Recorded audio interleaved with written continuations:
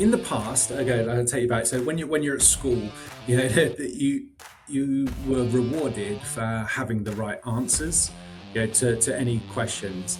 Whereas now with large language models and AI, you're rewarded for having the right questions. Right? We are joined, really excited to be joined. As you guys know, Shane and I run Next Level Recruiting here out of Nashville, but we are joined by someone else who's pretty big in the recruiting space. So we have quite a bit in common. So we have James Lafferty. He is the Vice President of Talent Acquisition for Epicor, big software company. So I'm excited to have James here. And James, you are coming to us all the way from Austin, Texas, right?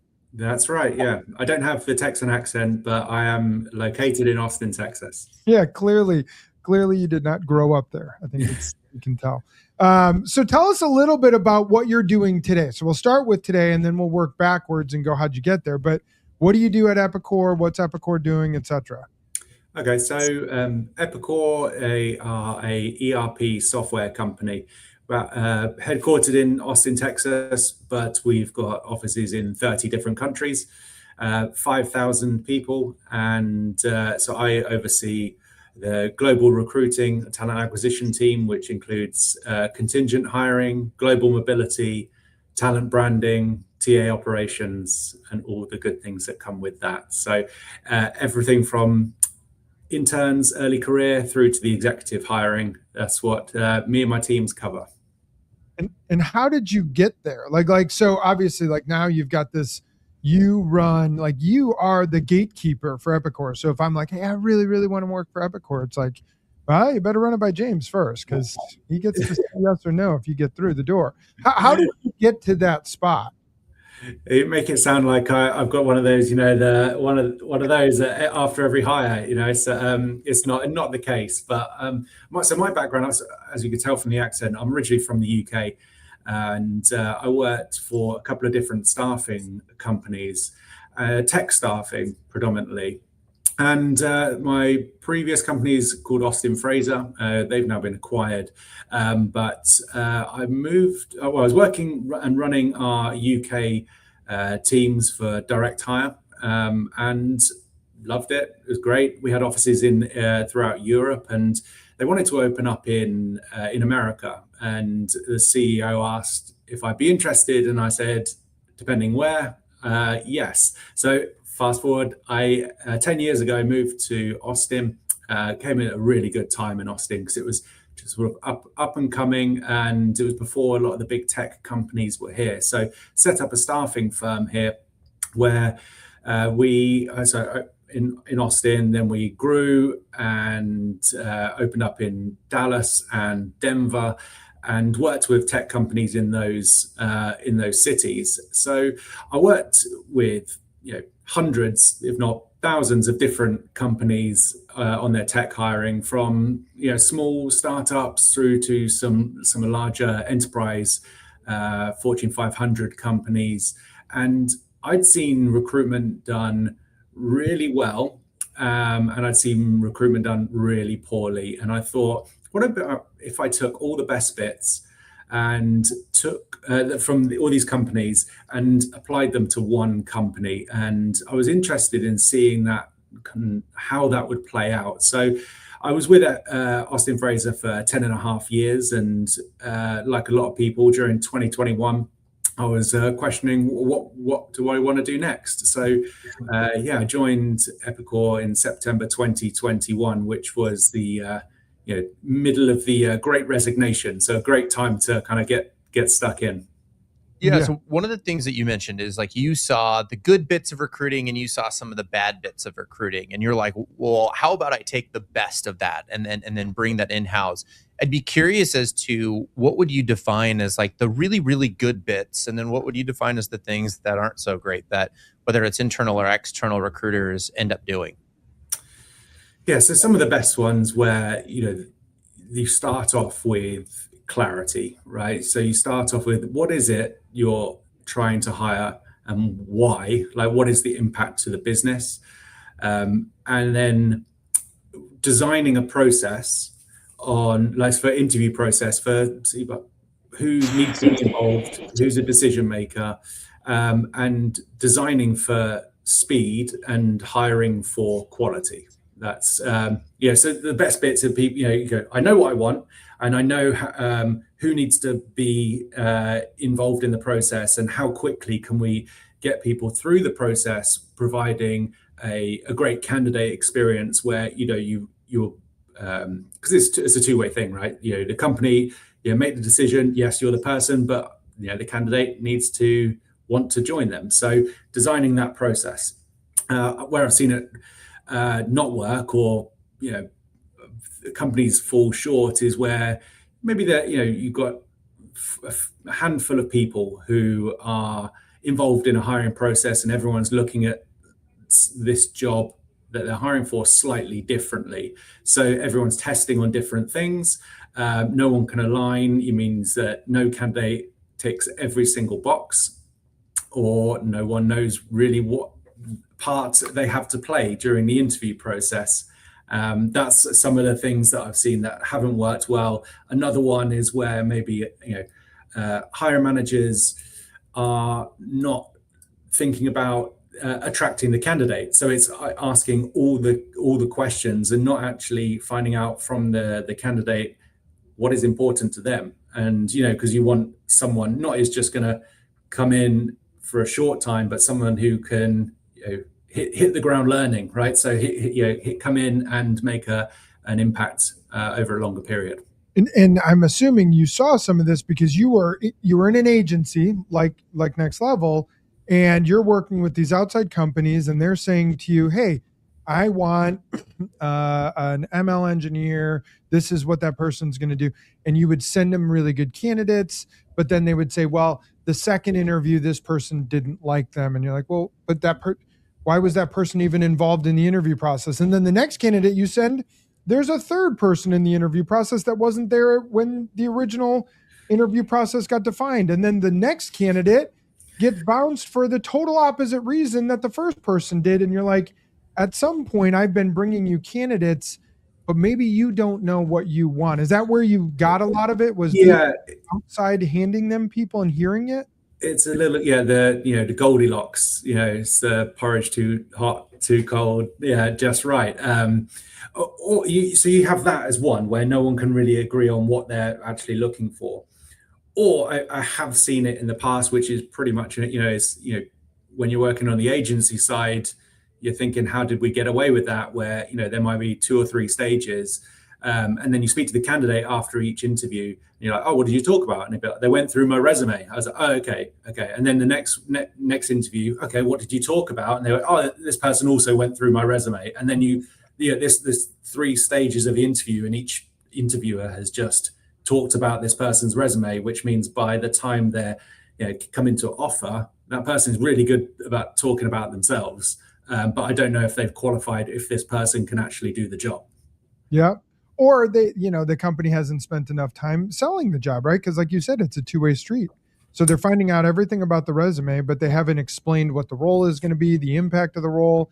What does this person desire that role? And so now all of a sudden they're ready for the offer, and the candidate's like, I'm not exactly sure what I'm going to be doing. They know what I can do, but they haven't described what this role is going to do. And that's, again, you're seeing it from an agency. You get a very different lens into the company's hiring process than they see, because they're one-sided. You're able to hear it from the candidate's perspective, right?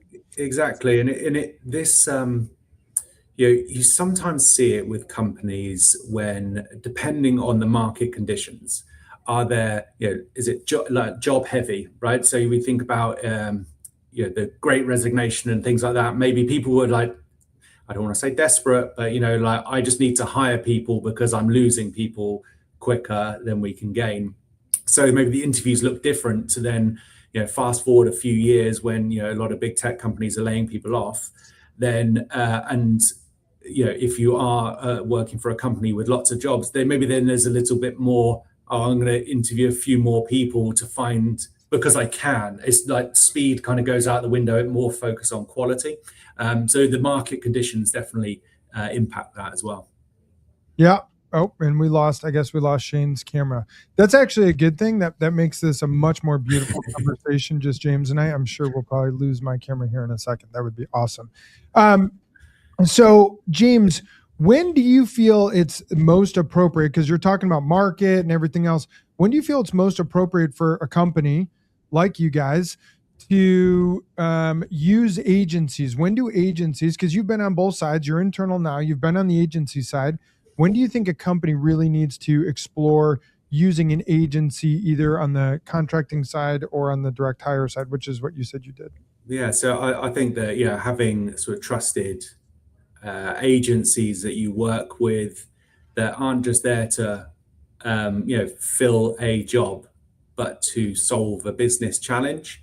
You can build that partnership. They know your business. They can pitch the company to candidates as well as the internal recruiters. Well, I think often when I was on the agency side, there was often a us versus them mentality, and it doesn't have to be that way. There's an opportunity for us to work in partnership, and agencies can make internal recruiters look good, and we can get the best talent for the business. Where I've seen us need agencies in the past is a few different things, but obviously the first one is the recruiters have too many jobs. Each recruiter has too many jobs to work, which means that you can't give every single position 100%, which means that the hiring manager experience may decline. The depth of outreach that a recruiter can do is probably not as thorough. So you might end up with lower quality candidates. So there's that piece, right? If we're working too many jobs. Another one is, this position is particularly specialized or something that is out of our wheelhouse, out of a recruiter's wheelhouse. And they're having to learn a whole new market, doesn't maybe know what good looks like, but you can go to a specialist agency and that's what they do all day, every day, and you're getting, again, the best quality candidates in as quick time as possible. Yeah, one of the things that I was thinking about quite deeply was like you early on, you went through the ranks of working at an agency, you went through the ranks of getting promoted, you obviously excelled as an agency recruiter. I'd be curious as to one, what made you become a recruiter in the first place? Because I don't imagine that you just woke up and said, I'm going to be an agency. And then two is, what do you believe defines a good recruiter? You ended up talking about people getting into a place where they, are specialty recruiters. They have specialty skill sets. But I also have found that I feel like at the core, there's a fundamental purpose of what makes a really good agency and what makes a bad agency, recruiter specifically. But I'd be curious as to what got you to become a recruiter in the first place. And then over time, what do you notice makes a good recruiter? I think, so how did I get into recruiting? So I, like anyone else who ends up in recruiting, I didn't want to be a recruiter. It wasn't growing up or anything like that. I was went to college, did sports management, and I had ideas of what I wanted to do, but no kind of concrete, this is the job that I want to do. And one of my good friends, he left college, joined a big tech staffing company, and just said, I've been doing it for a few months. It's really hard work, but I think you'd be good at it. And I thought, okay, well, I'll try and find out more about it. I didn't really know how it all worked, on the agency side, who was paying who, how the jobs came in, things like that. So I was really naive to it, but I met with a few different agencies. I got a referral from my friend and didn't get that job. So that was a shame. But then I managed to find a smaller agency, which took took a gamble on me. I was a fresh graduate, but I had just a huge desire to work in a job where I could control my own career and my own earnings and all of that. I didn't want to just work a job where someone else was dictating how much I was going to earn or when I was going to get promoted. I wanted full ownership. So that's how I kind of got into it. And it was a bit Wild West. I was working recruiting like web developers in London, and it was 2007, right? Dating myself, but it was like on my second month, it was the start of the financial crash, the banking crisis. So I learned in one of the toughest markets you could with no experience, and I think that kind of shaped me to be who I am today, and like pretty resilient person, and kind of get through anything. Yeah. Now, go on. Did you have I was going to come on to the second part, but I think a lot of people learned how to resiliency in 2008, 2007. I think we hear that quite a bit. Yeah, because I think it was kind of everything that I've done, whether it's starting recruitment at the wrong time, but I'd see it as I started at the right time, because I don't say anyone, it's much easier to recruit in a good market, but trying to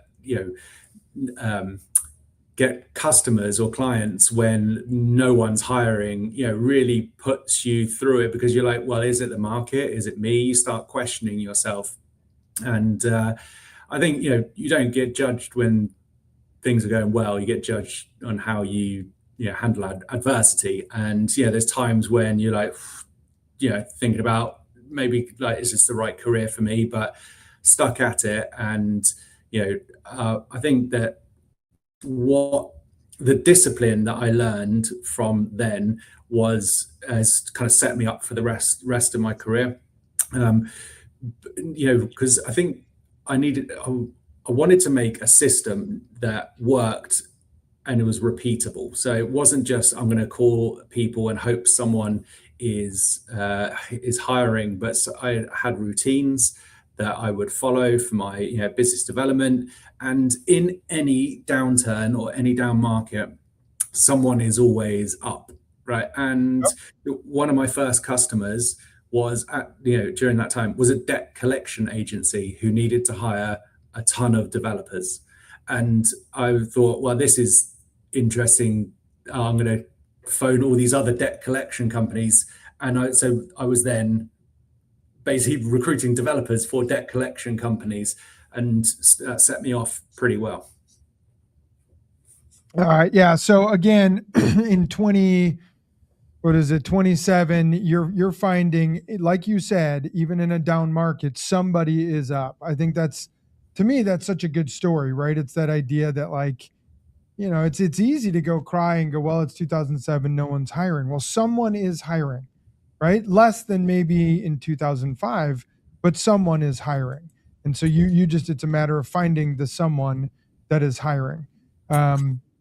So obviously we are having some video problems, but we're not having audio problems. And I'm enjoying at least the conversation of how you got to where you are currently. Where do you see yourself going, and where do you see Epicor going in the very near future, next maybe 6 to 12 months? I think that there's a lot of talk over the last few years around AI and the talent, and not the skills that we've needed to get us here won't get us there, right? And so I think that what we'll focus on is hiring for skills and competencies, because there's a lot of entering the unknown, right? So some of the things that we're working on with our products, the technologies haven't been around for very long, or people don't have that depth of experience, but do they have the right competencies to learn and to grow and to take on difficult problems and break them down into simple solutions? So I think that that's going to be the kind of future of the hiring, is not just how many years experience have you got in X, but being able to demonstrate high learning agility and a desire to want to continuously improve, and also be adaptive to change. That's something throughout my entire career that has remained constant. That it's always changed. Yeah, I think something that And we've talked about a lot lately, which is like the world of AI and how it's changing everybody right now, is we have a higher aptitude to be able to adjust. We're able to adjust faster than we've ever been able to adjust in any market. And I think that we're starting to lean towards an era, and we're starting to lean towards a market that would suggest being able to have rapid iteration, rapid prototyping, rapid delivery, and speed of velocity into new markets is where everything's going at today. It sounds like you would probably agree with that, where it's like we're moving into a place where those that can will succeed, and those that can will be the ones that are on top. And being able to adjust on the fly, like on this call, on this video conference right now, like yeah, recording. It's like we had two cameras die. And it's just like, can you still move forward as if, versus going, oh, I'm going to tap out, restart? It's like, well, no, today's market doesn't allow for that. We're expecting iteration, we're expecting change, and we're expecting for you to be able to keep moving even when life happens. exactly. And so if you think about how we use like AI and all those tools, we in the past, okay, I'll take you back. So when you're at school, you were rewarded for having the right answers, to any questions. Whereas now with large language models and AI, you're rewarded for having the right questions, right? So it's completely flipped. So actually, I think that like curiosity and adaptability are going to be critical skills like for the future, because we're all kind of going through this together, and people often don't have the answers. But using AI, like everyone has the opportunity to kind of learn as quickly as they want. So the people who are curious are going to learn faster than those who think they have the answers.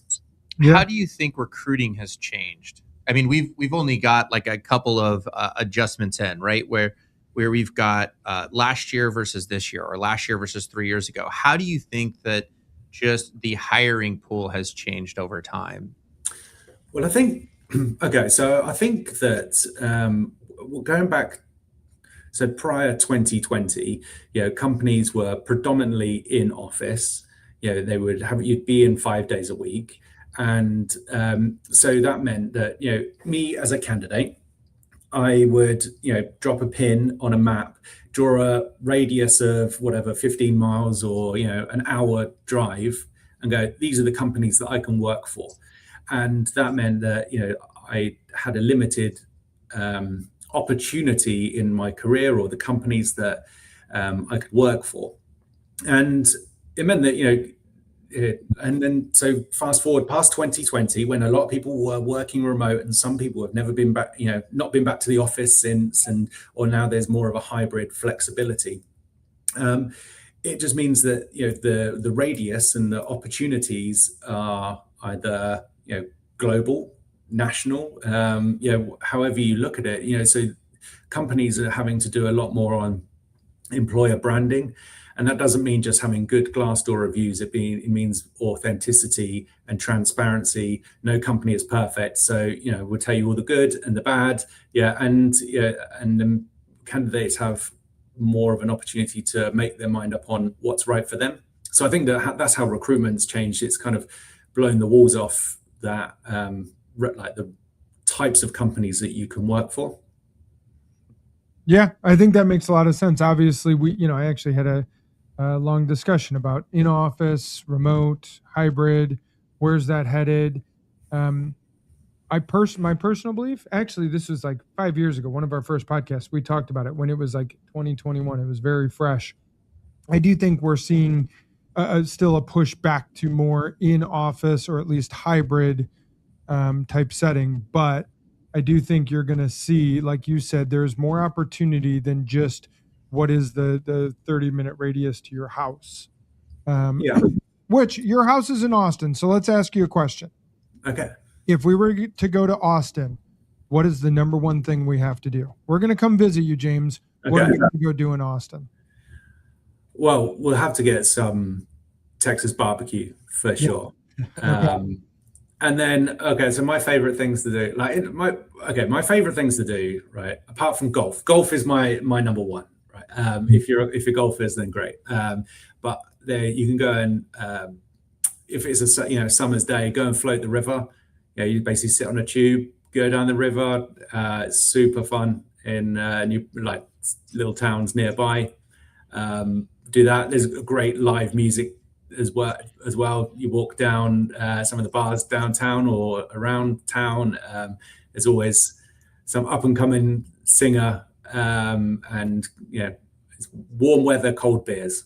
All right, so we'll have to have a little competition. What is better, Nashville River Float live music or Austin River Float live music? So it's like a home from home. We can have like an exchange student. I'll come visit you as well. There you go. There you go. Well, this was awesome, James. I appreciate you joining us. Dealing with some of our technical difficulties. I got much closer to a married man today than I expected to. He's gonna watch this episode and immediately be jealous. Well, I did not mean to be possessive. This close to Brazilians aren't to jealous, Shane, but I am. So we appreciate you dealing with some of our technical difficulties. This is a lot of fun. I really hope that people listening and stuff like that are gathering some of the awesome stuff that you talked about of resiliency. And I love the idea that 10 years ago was who has all the right answers. Today it's who's got all the right questions. Yep. I think that's a really important thing for pretty much everyone to take, that really curiosity, asking the right questions, because you're right, in the age of AI, prior to it melting our eyeballs and taking over, we need to know how to ask it the right questions to make sure that AI likes us so it doesn't melt our eyeballs. Alexa doesn't. She's adjusted over the last couple of months and she's gotten spicy lately. Yeah, she doesn't like my questions.